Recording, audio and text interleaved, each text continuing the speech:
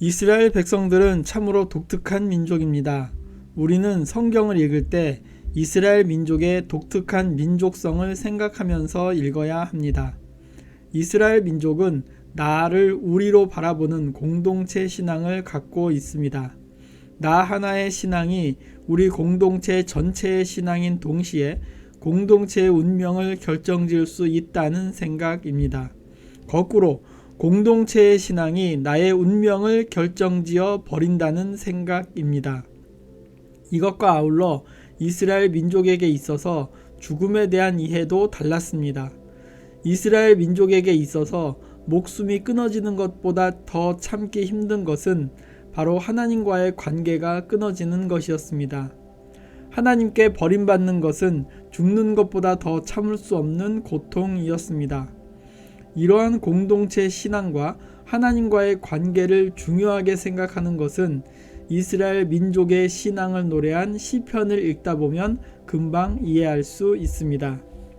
이스라엘 사람들은 시편을 읽으면서 나와 우리를 따로 떨어뜨려 생각하지 않았습니다. 시편에서 말하는 우리는 곧 나를 말하는 것이고 시편에서 말하는 나는 곧 우리 민족 전체를 말하는 것이라고 생각했습니다. 그리고 시편의 시인들은 한결같이 하나님께 자신을 버리지 말아 달라고 부르짖고 매달렸습니다. 오늘 읽은 시편 6편도 이러한 생각을 전제로 하고 읽으면 조금 쉽게 이해될 수 있을 것입니다. 시편 6편을 쓴 시인은 자신이 다른 사람들보다 뛰어난 신앙을 가지고 있다고 생각하지는 않았던 것 같습니다.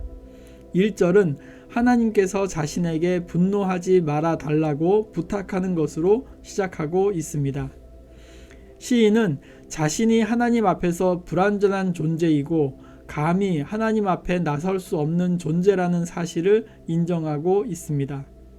다만 그러한 자신에 대해서 하나님이 실망하고 분노하고 있다고 하더라도 자신에게 벌을 내리지 말아달라는 간곡한 부탁을 하고 있는 것입니다.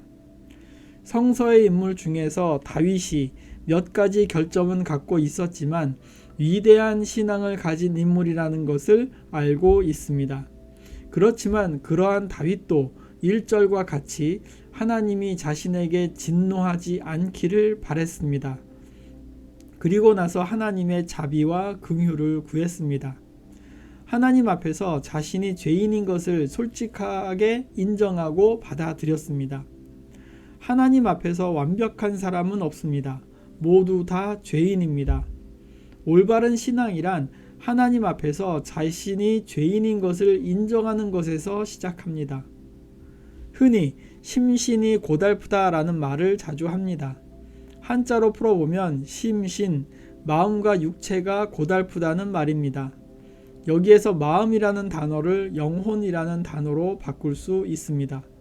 그렇기 때문에 심신이 고달프다는 것은 영혼과 육체가 모두 힘겨운 상황이라고 할 수 있습니다. 시편 6편의 시인은 자신의 처지에 대해서 심신이 고달픈 상황이라는 것을 2절과 3절을 통해서 이야기하고 있습니다. 다시 말해 육체적으로도 힘든 과정에 있는 동시에 영적으로도 상당히 힘든 상황에 처해 있다는 말입니다. 2절은 시인의 육체적인 고통에 대한 탄식이라고 할 수 있습니다. 육체적인 고통에 대해서 뼈가 떨릴 정도라는 표현을 하고 있습니다. 3절은 육체적인 고통과 마찬가지로 영적으로도 힘겨운 상황이라는 것을 암시하고 있습니다. 그것을 시인은 나의 영혼도 심히 떨린다 라고 표현하고 있습니다. 물론 육체적인 고통도 괴로운 일이지만 시인에게 있어서 영혼이 떨릴 정도의 고통인 영적인 고통은 더욱 힘겨운 상황이었을 것입니다. 이렇게 영혼이 떨린다는 것은 인간에게 있어서 가장 중요한 삶의 기반, 존재의 기반이 흔들린다는 이야기입니다. 이것이 심해지면 내부에서 하나님과 교통하는 영혼이 파괴되고 타락하는 상황에 직면할 수도 있다는 이야기입니다. 그러나 시인은 여기에서 좌절하지 않았습니다. 이렇게 지칠 대로 지친 자신의 모습을 돌아보면서 그것을 이겨내고 극복하는 유일한 방법은 4절과 5절에서 알 수 있듯이 여호와 하나님께서 자신을 돌아보시고 자신을 감싸주는 것이라 생각합니다. 구약 성경에서는 죽음과 음부를 하나님과 분리된 상황으로 이해하고 있습니다. 그렇기 때문에 5절을 통해서 시인은 사망 중에서는 주를 기억함이 없사오니 음부에서 주께 감사할 자 누구리이까 라는 말을 하고 있는 것입니다. 우리는 6절을 통해서 이스라엘의 위대한 왕이었던 다윗 왕의 신앙생활의 모습을 추측할 수 있습니다. 그는 밤마다 눈물로 주님께 자신의 죄를 고백하고 용서를 구하는 기도하는 지도자였습니다. 그는 자신을 돌아보면서 항상 자신의 모습이 하나님 앞에서 바르게 설 수 있도록 노력한 사람이었습니다. 다윗이 일생 중에서 하나님께 크게 범죄한 순간이 있습니다. 그는 밧세바를 아내로 맞이하기 위해서 밧세바의 남편인 우리아를 전쟁터에서 죽였습니다. 이러한 행동에 대해서 선지자 나단이 다윗에게 찾아와 다윗 왕의 잘못에 대해서 질책했을 때 다윗 왕은 자신의 잘못을 진정으로 뉘우치고 회개했습니다. 그야말로 눈물로 침상을 적시며 하나님께 용서를 구했습니다. 시편 6편을 묵상하면서 요즘 저마다 자신만이 국민의 지도자라고 호소하는 정치인들을 떠올려 보았습니다. 그리고 바라기는 그들이 시편 6편을 쓴 다윗처럼 하나님을 두려워할 줄 아는 신앙을 가진 정직하고 바른 지도자였으면 좋겠다는 생각도 해보았습니다. 우리가 선택하는 후보는 선거 때만 되면 국민을 섬긴다고 부르짖다가 당선된 이후에는 그야말로 까마귀 고기를 먹었는지 국민과의 약속을 헌신짝처럼 저버리는 사람은 아니길 바랍니다. 다시 시편 6편으로 되돌아갑니다. 밤마다 눈물로 침상을 적시며 회개하는 시인은 비로소 자신의 참회의 기도를 하나님께서 들어주신다는 확신을 갖게 됩니다. 하나님께서 나의 기도를 들어주시는 것은 내가 잘나서가 아닙니다. 내가 부족하기 때문에 나의 기도를 들어주시는 것입니다. 내가 부족한 것을 알고 나의 부족함을 주님께 아뢰고 그러한 가운데 오로지 하나님만을 의지하는 신앙을 가지는 사람의 기도를 주님께서는 들어주십니다.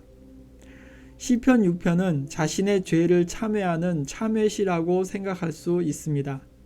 그런데 동시에 자신의 상황에 대해서 탄식하는 탄식시이고 나아가 그러한 절박한 상황에서도 끝까지 하나님을 버리지 않고 하나님을 의지하는 신앙을 보여주는 시라고 할 수 있습니다.